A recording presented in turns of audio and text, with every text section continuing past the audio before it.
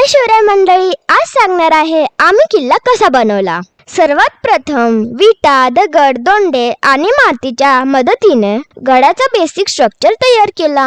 मनासारखा structure तयार झाल्यानंतर त्यावर मातीने पायऱ्या बांधून घेतल्या। स्लाइसच्या 2 लिटरच्या बॉटलमध्ये पाणी भरून घेतले आणि ती बॉटल उलट करून गडावर फिक्स करून घेतली। त्याचा वापर आम्ही बुरुज बनवण्यासाठी केला। माती चाळणे हे किती कष्टाचे काम आहे ते आम्हाला पहिल्यांदाच कळाले।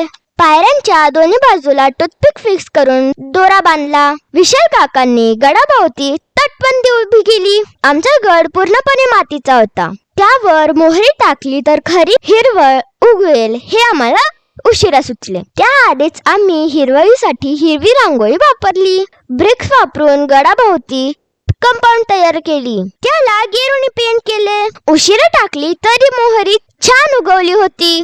पायऱ्यांवर पांढरी रांगोळी टाकून त्यांना हायलाइट केले।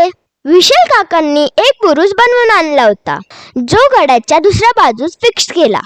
पेपर रोल आणि कार्डबोर्ड वापरून किल्ल्यासाठी गेट तयार केले आणि शेवटी किल्ल्यासमोर रांगोळी काढली। गावाची डिटेल्स पुढच्या भागात। Bye bye.